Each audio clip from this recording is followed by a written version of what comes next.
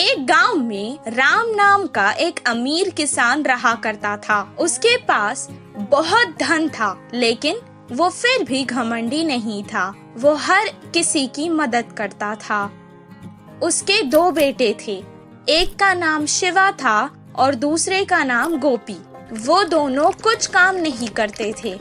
बैठकर खाने से पहाड़ों का खजाना भी खत्म हो जाता है। इसी तरह वो भी धीरे धीरे गरीब होता जा रहा था। दिन ब दिन वो बूढ़ा और कमजोर होता जा रहा था।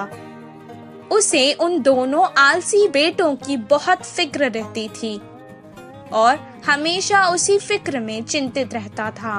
एक दिन वो उन दोनों को एक अच्छा सबक सिखाना चाहता था।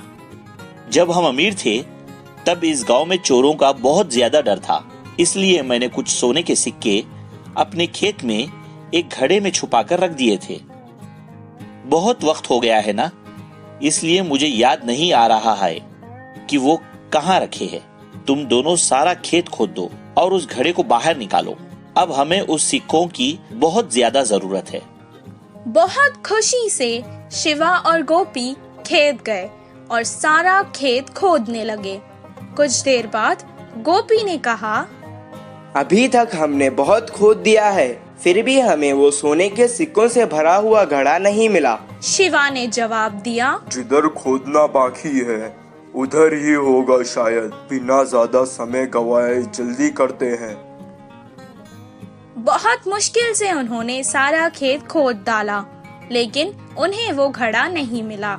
वो वापस घर आकर अपने पिता को सब कुछ सुनाने लगी। मुझे लगता है कि घड़ा शायद चोरी हो गया है। अब जाने दो, तुम ही बताओ। एक काम करते हैं, तुम दोनों ने इतनी मेहनत से सारा खेत खोदा है ना, तो क्यों ना उसमें कुछ बीज डालकर फसल उगाई जाए। दिया था, इसीलिए उन्हें अब ज्यादा मेहनत नहीं करनी पड़ेगी सोचकर वो मान गए और बाजार जाकर बीज ले आए और उसे खेत में डाल दिया। कुछ दिन बाद बहुत अच्छी बारिश हुई, फसल भी बहुत अच्छी होने लगी।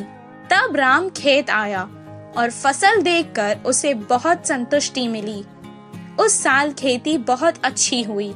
उन्होंने सारी फसल काट दी और बारिशों में और बोरियों में डालकर घर ले आए। तब राम ने कहा, अपने लिए कुछ अनाज की बोरियां रख लो और बाकी के बाजार में बेच आओ। जैसा उनके पिता ने कहा, शिवा और गोपी ने बिल्कुल वैसा ही किया। सारी फसल बेचकर उसके पैसे अपने पिता को लाकर दे दिए।